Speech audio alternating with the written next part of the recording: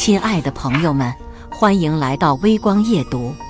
豪華酒店的包廂裡，水晶吊燈折射出炫目光芒。孫榮軒舉起酒杯，滿面紅光地走向角落那個沉默的男人。給大家介紹一下，這位是我的司機賈勝瑞。他故意頓了頓，環視全場期待的反應，也是我們當年的年級第一。人群中響起細微的騷動，幾個老同學交換着詫異的目光。賈勝瑞安靜地站在陰影裡，仿佛與喧囂隔着一層無形的屏障。年級第一也不過爾爾，最後還不是淪為我司機？孫榮軒的聲音帶着明顯的得意，每個字都像精心打磨的利刃。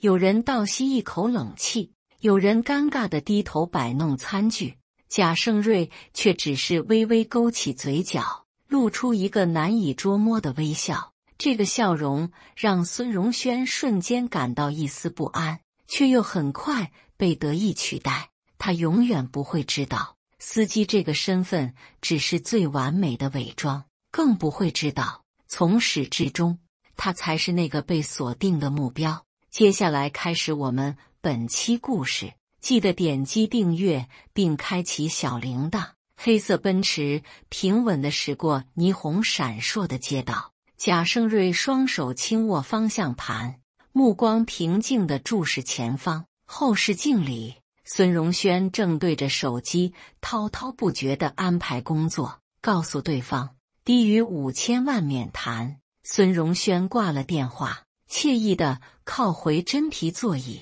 開慢點，不着急。賈勝瑞輕輕點頭，車速隨之放緩。車窗外的流光溢彩在他臉上投下明明滅滅的影子。他今天特意穿了最普通的黑色西裝，與這輛豪車格格不入。這是孫榮軒的要求，他喜歡這種鮮明的對比。還記得李老師嗎？聽說他也會來。孫榮軒突然開口，語氣裡帶着幾分試探。賈勝瑞從後視鏡裡對上他的視線，微微頷首。記得，他教數學，聲音平靜得聽不出任何情緒。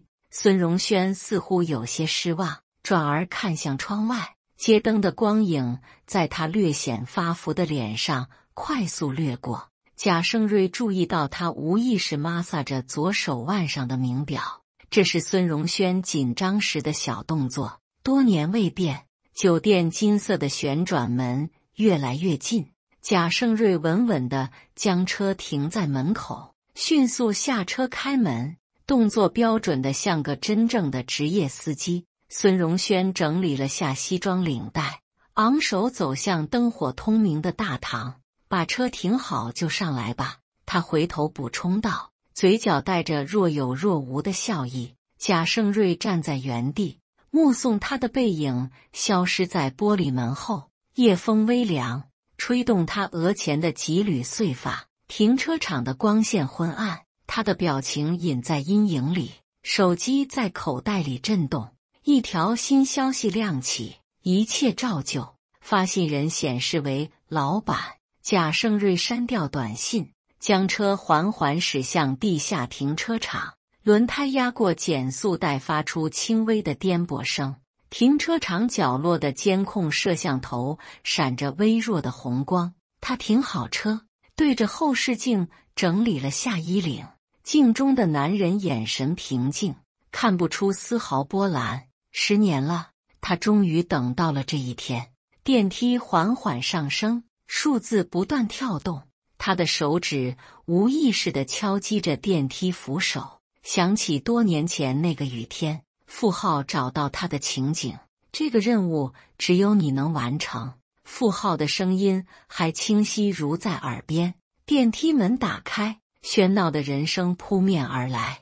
他深吸一口氣，邁步走入那片流光溢彩。包廂裡觥籌交錯，水晶吊燈下人影晃動，孫榮軒被眾人圍在中央，像顆耀眼的明星。榮軒現在可是我們班的驕傲啊！一個禿頂的男人舉着酒杯，滿臉堆笑。孫榮軒謙虛地擺手，眼角卻藏不住得意，不過是運氣好，趕上好時機罷了。他的目光不經意掃過門口，看到賈勝瑞進來，賈勝瑞安靜地走到角落的休息區坐下，這個位置可以看清整個包廂的動態。服務生端着托盤經過，他取了杯檸檬水。聽說你最近又收購了2家公司？一個穿着講究的女人好奇地問道。孫榮軒晃着酒杯，輕描淡寫地點頭，小打小鬧，不值一提。但他隨即詳細描述起收購細節，每句話都刻意強調着自己的商業手腕。賈勝瑞小口喝着檸檬水，觀察着在場每個人，這些都是他們高中同學，如今各奔前程，有人諂媚，有人羨慕，也有人不以為然。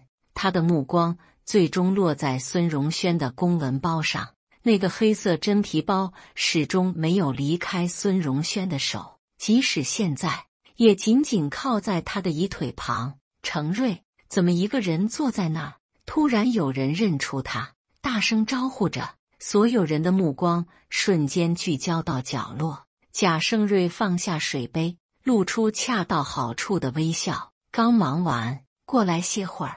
他的聲音不大，卻清晰地傳到每個人耳中。孫榮軒笑着走過來，拍拍他的肩膀。我們程瑞還是這麼低調。這話聽着親切，卻帶着居高臨下的意味。賈勝瑞注意到他手指因用力而微微發白。聽說你現在自己開公司？賈勝瑞轉向剛才招呼他的老同學，對方立即興奮地開始講述自己的事業，這巧妙轉移了大家的注意力。孫榮軒站在原地，笑容有些僵硬，他顯然不太滿意焦點被轉移，但很快又被其他人圍住，繼續恭維。賈勝瑞借機觀察着孫榮軒的言行舉止，比3個月前更加張揚，也更焦慮，不時查看手機，經常下意識摸領帶結。這些細節都被賈勝瑞默默記在心裡。服務生開始上菜，眾人陸續入座。孫榮軒自然坐在主位，左右都是巴結他的人。賈勝瑞選擇靠門的位置，方便觀察全場。他注意到孫榮軒的公文包被放在身後窗台，這個細節很值得玩味。酒過3巡，包廂裡的氣氛更加熱烈。孫榮軒已經喝得滿面紅光，聲音也越來越大。他正在講述最近一次成功的商業談判，對方開始還很硬氣，最後還不是讓步了。眾人附和着大笑，酒杯碰撞聲不絕於耳。賈勝瑞安靜地吃着菜，偶爾回應旁人的大話。他的盤子裡的食物擺放得整整齊齊，與周圍喧鬧的環境形成鮮明對比。孫榮軒突然放下酒杯，看向賈勝瑞的方向，說起來，我們這桌還有個傳奇人物。他故意提高音量，吸引所有人的注意。幾個正在聊天的人都停下來看向他。賈勝瑞夾菜的動作微微一頓，繼續從容進食。孫榮軒站起身，端着酒杯走過來，燈光在他頭頂投下長長的影子。大家可能不知道，我們程瑞當年可是年級第一。他站在賈勝瑞身後，手搭在椅背上，手指有意無意地敲擊着木質扶手。有幾個人露出驚訝的表情，小聲議論起來。賈勝瑞放下筷子，拿起餐巾擦了擦嘴角，動作慢條斯理，看不出絲毫慌亂。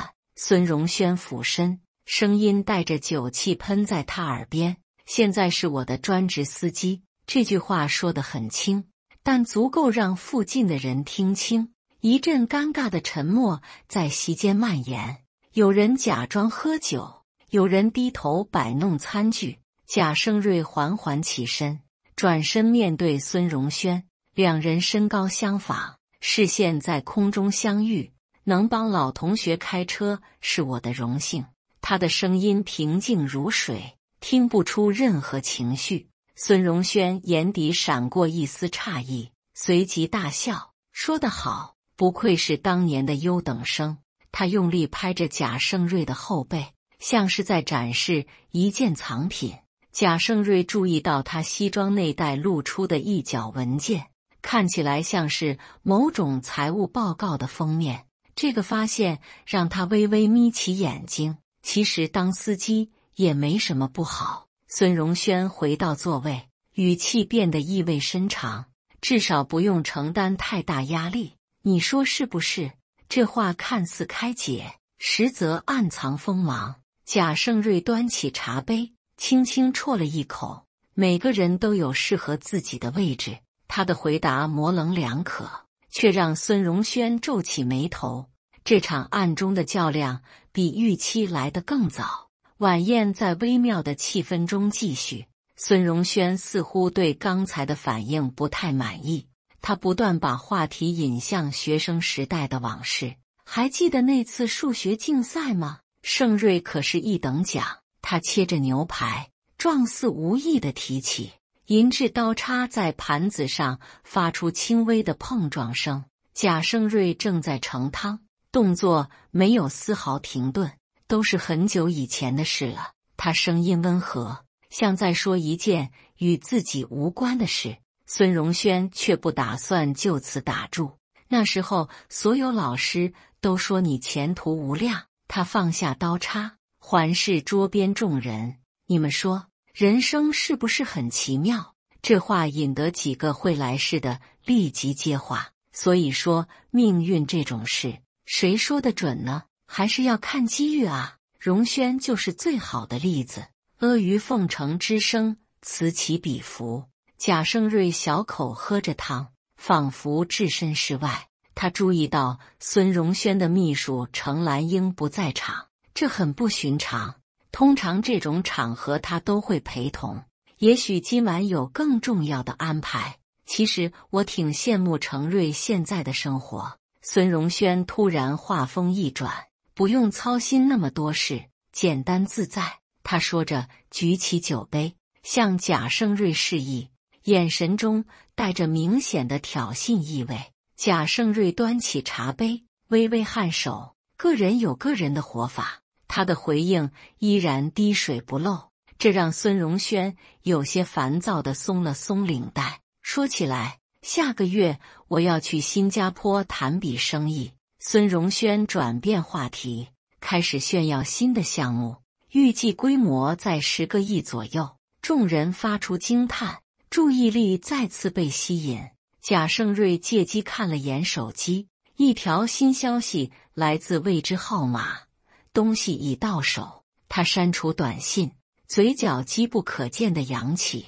這個細微的表情被孫榮軒捕捉到。程瑞想到什麼開心事了？突然的提問讓全場再次安靜下來。賈勝瑞抬眼，坦然迎接他的目光，想起以前的一些趣事。這個回答無懈可擊。孫榮軒盯着他看了幾秒，最終笑出聲：是啊，學生時代最值得懷念。但他的笑意並未到達眼底。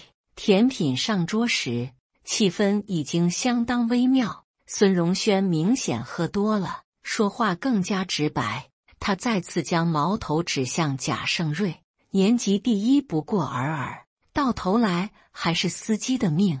這句話他說得很大聲，整個包廂都安靜了，所有人都屏住呼吸，等待賈勝瑞的反應，甚至能聽到空調運轉的輕微嗡鳴。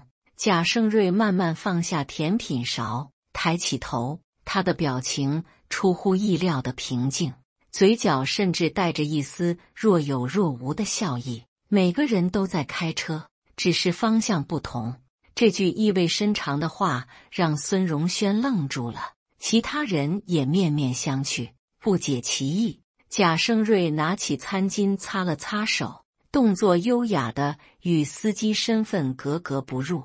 孫榮軒的臉色微微發白，酒醒了大半，他似乎意識到自己說得太過火了。開個玩笑，大家別介意。試圖挽回局面，但為時已晚。尷尬的氣氛在席間蔓延。賈勝瑞站起身，禮貌地點頭示意：“我去看看車準備的怎麼樣了。”他的離開給了所有人一個台階。走出包廂，走廊的寂靜撲面而來。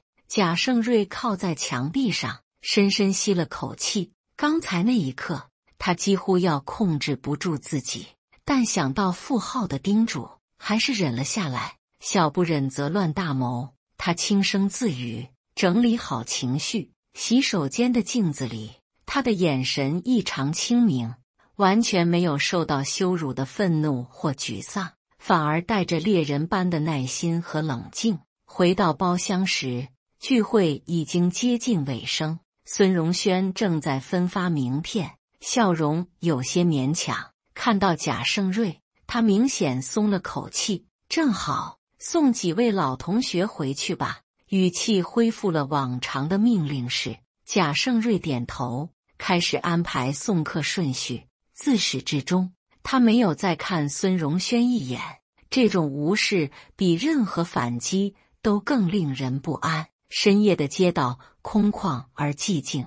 送完最後一位客人，車內只剩下2人。孫榮軒靠在椅背上，閉目養神，但緊繃的下頜線暴露了他的真實狀態。賈勝瑞專注地開着車，目不斜視。車載音響播放着輕柔的古典樂。今天的話，你別往心裡去。孫榮軒突然開口，眼睛仍然閉着，像是道歉，又像是試探。賈勝瑞從後視鏡看了他一眼。老同學聚會，說什麼都正常。他的回答聽不出任何情緒波動。孫榮軒睜開眼，目光銳利：“你變了很多，勝瑞。”這句話帶着深思熟慮的試探。賈勝瑞輕輕轉彎，駛入別墅區。人總是會變的。路燈的光影在他臉上快速掠過。孫榮軒沉默了片刻，突然問道：“你就沒想過換個工作？”車緩緩停在別墅門前。賈勝瑞熄火，轉身面對後座。現在這樣挺好。他的眼神平靜如深潭。孫榮軒似乎想說什麼，最終只是擺手：“明天9點來接我。”他下車走向別墅，步伐有些踉蹌。賈勝瑞看着他被管家迎進門，這才發動車子，駛向黑暗中的另一個方向。城市邊緣的舊廠房裡，燈光昏暗。傅浩正在查看電腦上的資料。賈勝瑞推門進來，脫下西裝外套。他今天試探得很明顯。傅浩頭也不抬，手指在鍵盤上飛舞，說明他們開始緊張了。賈勝瑞倒了杯水，靠在桌邊。程蘭英那邊進行得怎麼樣？傅浩終於抬頭，露出滿意的笑容。很順利，拿到我們要的東西了。他推過來一個加密 U 盤，賈勝瑞接過，插入隨身攜帶的筆記本電腦。屏幕亮起，顯示出一系列複雜的賬目，比我們想象的還要嚴重。傅浩點燃一支煙，深吸一口。賈勝瑞快速瀏覽着文件，眼神凝重。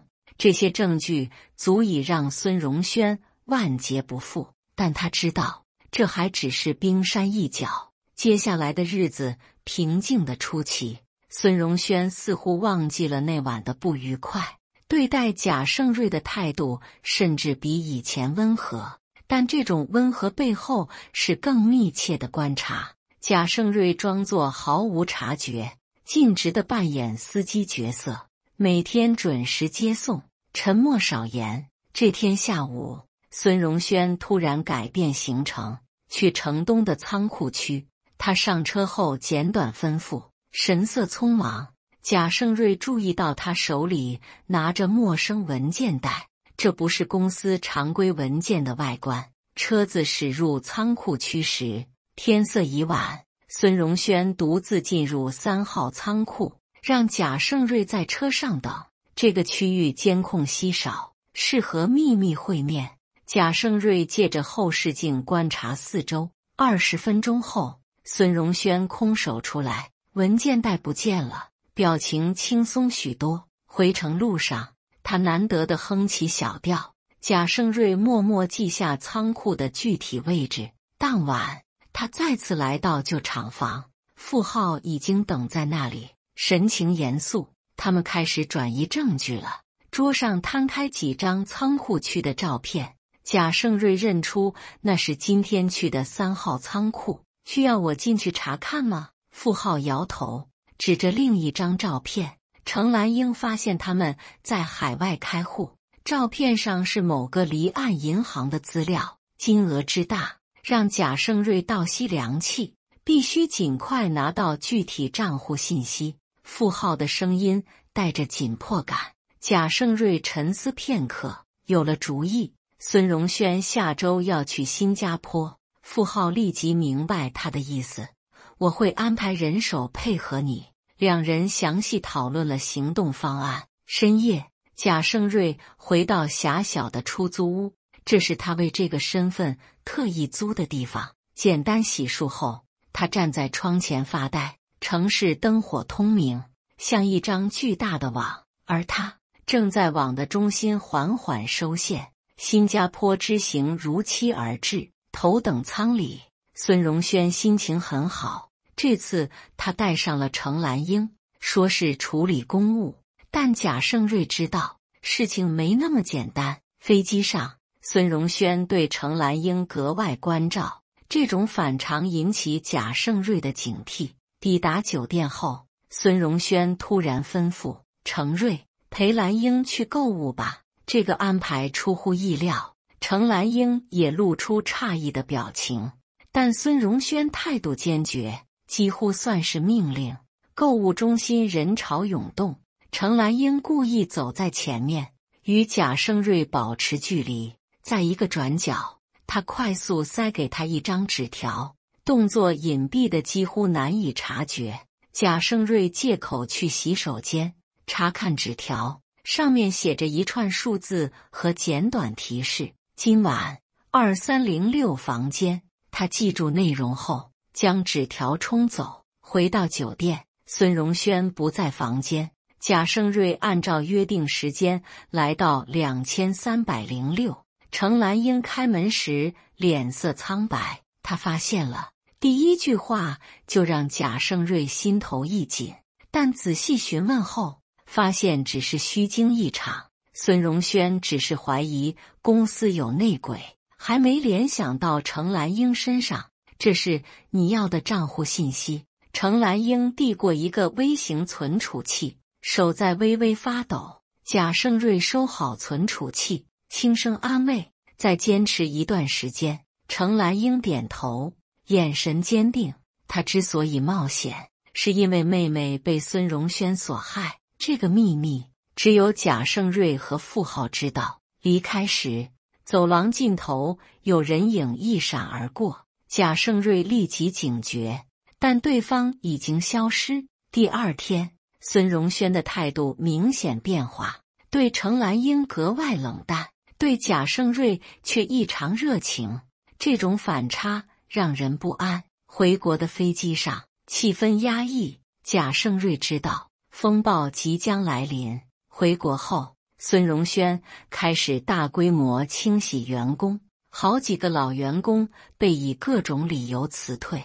程蘭英雖然保住職位，但被邊緣化。賈勝瑞的司機工作卻意外穩固，甚至獲得更多信任，可以接觸到更多文件。這天，孫榮軒讓他送一份文件到郊區別墅，這很不尋常。通常這類事都由秘書處理。賈勝瑞意識到這可能是個陷阱，但他還是按時前往，做好萬全準備。別墅裡空無一人，只有桌上一份文件。賈勝瑞沒有觸碰，而是立即離開，通過耳機向傅浩報告情況。他在試探你。傅浩的聲音透過微型耳機傳來。賈勝瑞不動聲色地繼續開車。後視鏡裡有輛車始終保持着距離，果然是被監視了。他改變原定路線，駛向繁華商圈，在密集的車流中巧妙擺脫跟蹤。當晚，孫榮軒來電，語氣如常，似乎對下午的事一無所知，但這種平靜反而更令人警惕。賈勝瑞與傅浩連夜分析當前形勢，決定提前收網，避免節外生枝。關鍵證據已經齊全，只待最佳時機。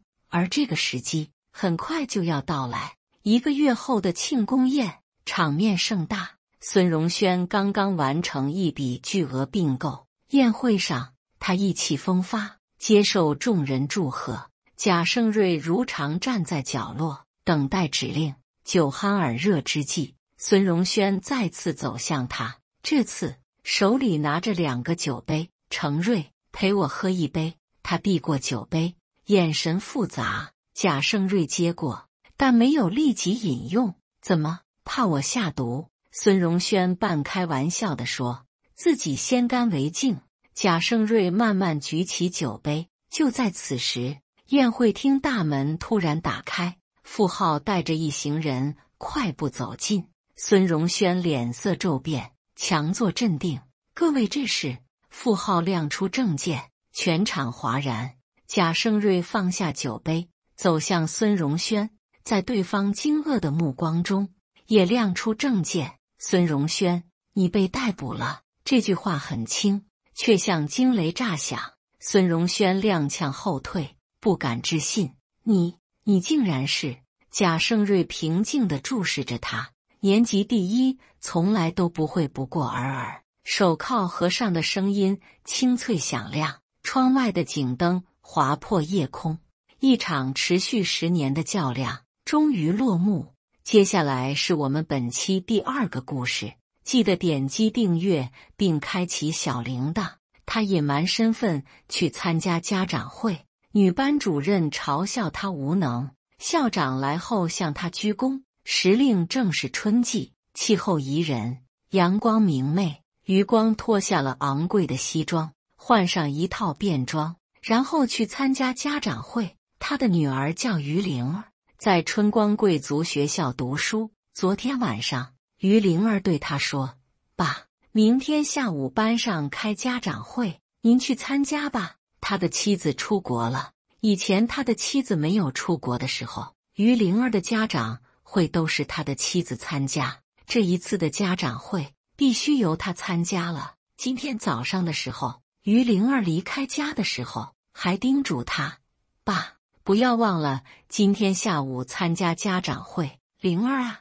你放心，我不會忘記的。”下午4點鐘的時候，余光來到了春光貴族學校。於靈兒在初2、3班。他走進初2、3班的教室裡的時候，發現不少家長都到了，每張桌子上都放着家長的名字。余光發現自己的座位在一個角落裡，他坐下後，發現第1排坐的都是穿着華麗的家長。時間不長，一個女人走進了教室，這個女人叫李梅。李梅是初2、3班的班主任。各位家長，大家好，我是初2、3班的班主任李梅，歡迎大家來參加家長會。余光打量了一下李梅，發現李梅看上去大約30多歲，很幹練的樣子。李梅說完後，教室裡響起了熱烈的掌聲。各位家長，今天的家長會的內容是向大家匯報一下你們的孩子在學校裡的情況。下面我先介紹一位同學，這位同學叫王文。王文的學習成績很好，我認為他能取得好成績和他的家長是有很大的關係。他的家長是優秀的家長。今天王文的父親王慶山先生來參加家長會了。下面我們歡迎王慶山先生講話。余光是知道王慶山的。王慶山是一家中型企業的老總。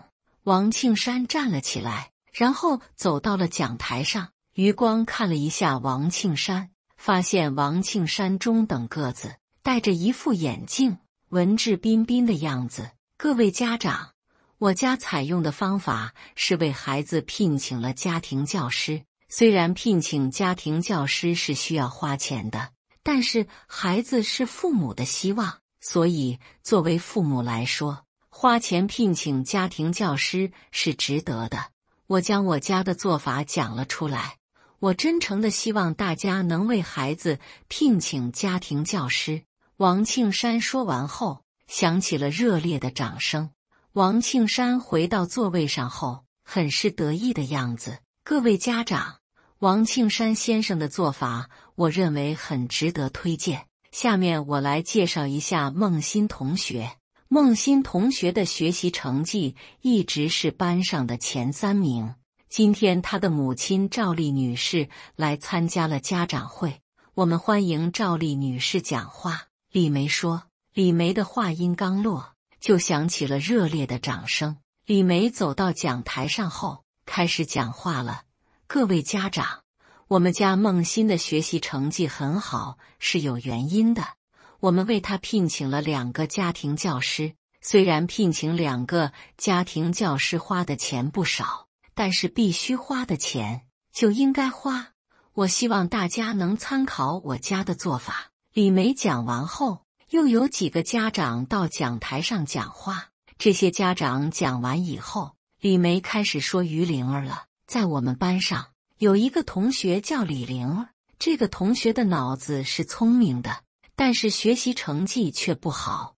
我認為這個同學的家長是有問題的。今天李靈兒的父親來了，下面我要讓他說一下他在家裡是怎麼輔導李靈兒的。李梅說完後，沒有人鼓掌。余光走到了講台上，然後說：各位家長，我是於靈兒的父親，我叫余光。我要說的是，我的工作比較忙，所以忽視了對於靈兒的輔導。不過，我聽我的女兒說，班上的老師將主要的精力都放在輔導學習成績好的學生身上。我認為這種做法是不對的。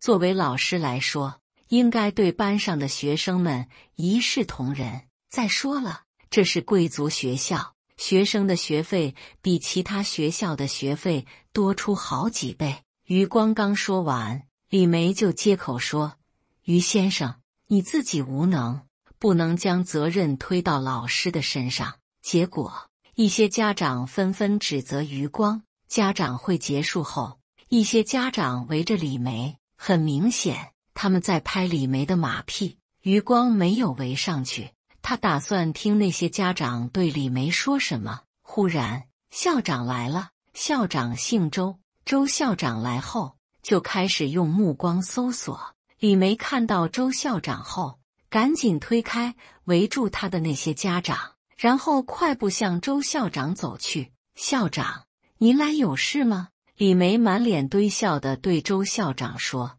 周校長只是對李梅點了點頭，然後又開始用目光搜索。當他的目光搜索到余光的時候，他快步向余光走來。他走到余光的面前後，深深地向余光鞠了一躬，然後說：董事長，您怎麼來了？李梅和家長們聽周校長叫余光董事長，都很吃驚。周校長，我是来初2、3班參加家長會的。班主任李老師將我批評了一通。李老師，你怎麼能批評董事長呢？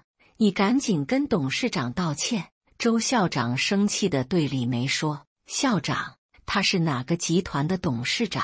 李梅問。我告訴你，余董事長是鳳凰集團的董事長，你趕緊跟余董事長道歉。春光貴族學校是鳳凰集團的產業。余董事長，我沒有尊重您，我真誠地跟您道歉，希望您能原諒我。李梅說。李老師，你是一個不辭職的老師。余董事長，我一定會提高自己的教學水平的。董事長，您難得來一次學校，走到我的辦公室坐坐。好。余光跟着周校長到了周校長的辦公室裡後，周校長給他泡茶。周校長，這個叫李梅的老師真的是太不像話了，他根本不尊重家長，應該辭退。董事長，李老師的教學水平很不錯，我希望您能夠慎重考慮。余光想了想，然後說：好，我會慎重考慮的。時間不長，李梅來到了周校長的辦公室裡。董事長，我再次跟您道歉，我希望您能夠原諒我，我保證在今後的工作中進行改進，我會考慮的。第二天上午，余光在辦公室裡給集团教育部的張經理打電話了。張經理，你馬上來我的辦公室。時間不長，張經理就到了余光的辦公室裡。董事長，我來了。張經理，你是集团分管教育的，我問你，你對春光貴族學校了解嗎？董事長，我對春光貴族學校是很了解的。你想知道什麼情況？是這樣的，我想了解一下李梅老師的情況。昨天我去參加家長會，發現他不尊重家長。余光說：董事長，李梅是周校長特招到學校裡的，有小道消息說他和周校長有染，怪不得周校長替他說好話。忽然，張經理口袋裡的手機響了。董事長，我看一下是誰給我打電話的。張經理從口袋裡拿出手機，然後看了一下說：是春光貴族學校的楊副校長打來的，你接吧。余光說。張經理接完電話後，對余光說：董事長，出事了，春光貴族學校裡的一個叫方倩的未婚女老師懷孕了，導致她懷孕的人是周校長。這個周校長真的是太不像話了。以前我比較忙，沒有時間過問春光貴族學校的事，這次我要親自過問春光貴族學校的事。現在你跟我馬上去春光貴族學校。余光和張經理到了春光貴族學校後，很快就找到了方倩。方倩老師，這是我們集團的余董事長，你有什麼話就對他說吧，他會為你做主的。董事長，是這樣的，我剛到學校工作3個月，一個星期五的晚上，周校長給我打電話，他在電話裡約我一起爬山。說實話，我是不願意陪他爬山的，但是考慮到他是校長，我擔心我拒絕他以後，他會找我的麻煩，所以我經過考慮後，決定陪他去爬山。星期六的上午，我和他一起去爬山了。在山上的時候，他告訴我，他發現一個山洞，那個山洞裡很美，結果他把我帶到了那個山洞裡。在那個山洞裡，他對我說，他喜歡我，希望我能做他的情人。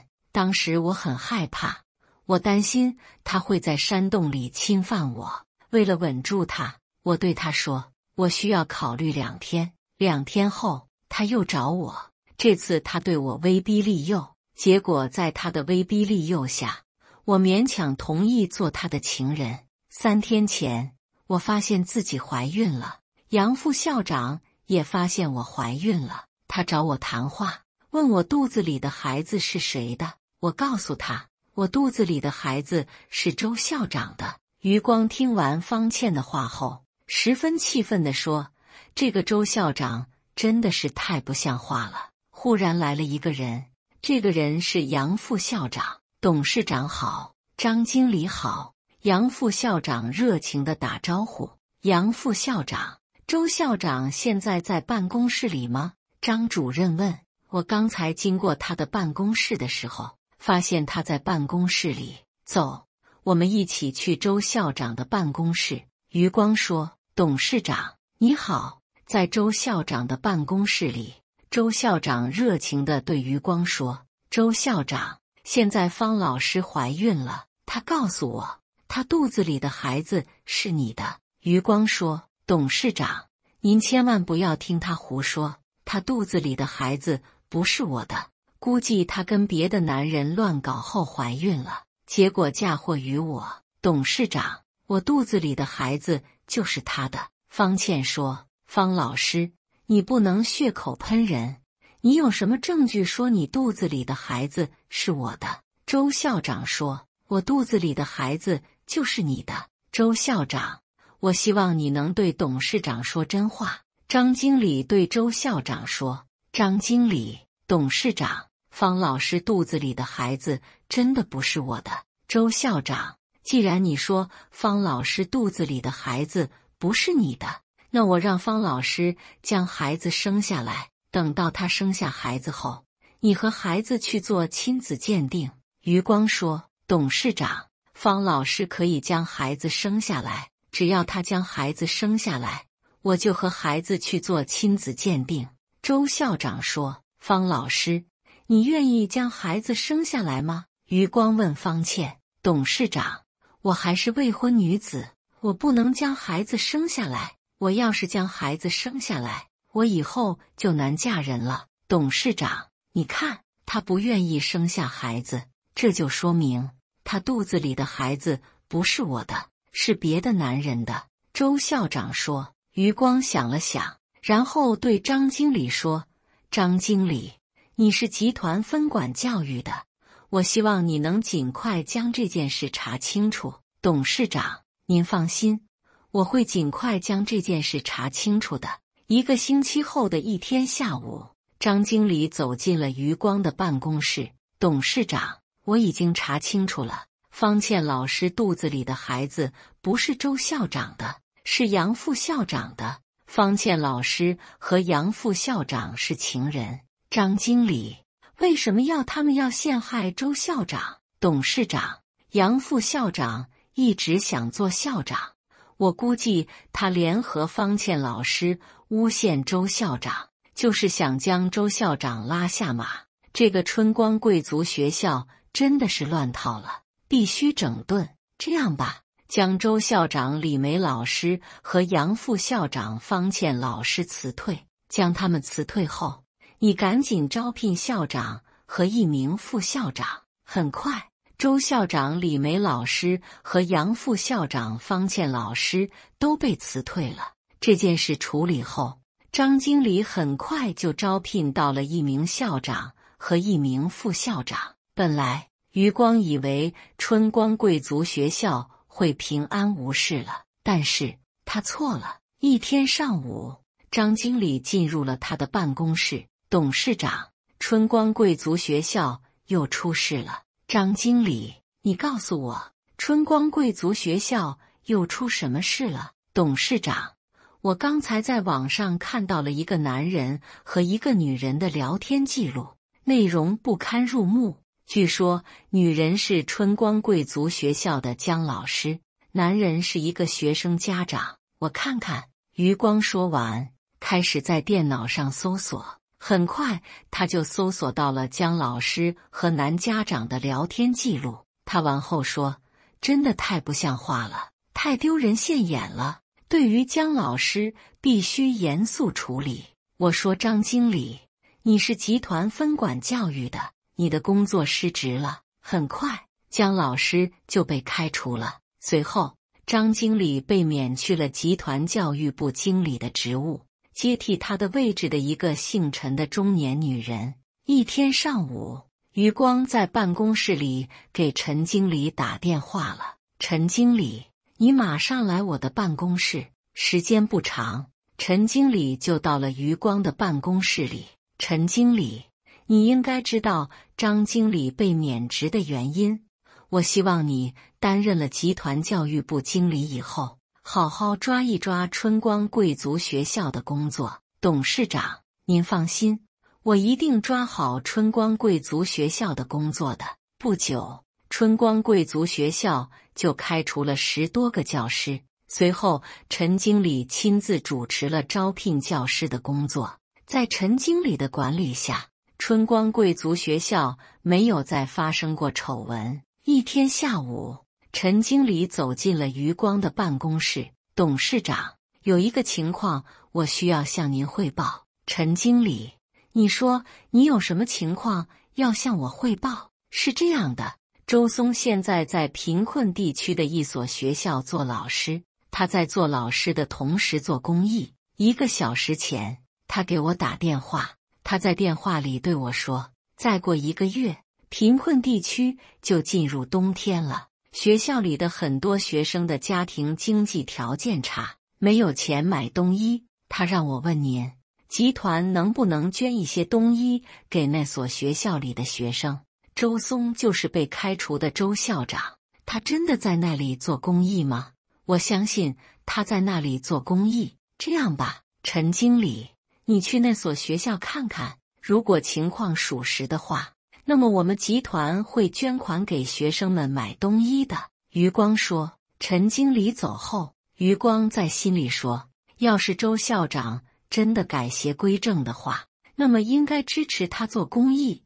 1個星期後的一天下午，陳經理走進了余光的辦公室。董事長，我去過那所學校了，情況屬實，我還拍了一些學生的照片，我現在將照片給您看。陳經理說完，從口袋裡拿出手機，然後翻出一些照片給余光看。余光看完照片後，發現照片上的學生還穿着單衣。陳經理，你趕緊聯繫周松，盡快統計學生們的身高。今年學生們的冬衣全部由我們集團提供，到時候我會親自去那所學校。董事長，我馬上聯繫周松。半個月後的一天上午，余光和陳經理踏上了去貧困地區的路途。2天後，他們到了那所學校。他們發現學校在大山深處，交通不便，當地的經濟落後。在學校裡，余光見到了周校長，他發現周校長又黑又瘦。董事長，我代表學生們感謝您。周松啊，雖然你以前的品德方面有問題，但是你現在的情況值得表揚。以後學校有什麼困難，可以隨時聯繫我。開始發冬衣了，學生們高高興興地領取了冬衣。余光和陳經理離開學校的時候，全校師生將他們送出去好遠。感謝大家的觀看，本期故事精彩嗎？歡迎大家在下方評論區吐槽。如果你喜歡這類故事，記得點擊訂閱微光夜讀，並分享給更多的人，這會對我幫助很大。再次感謝大家的觀看。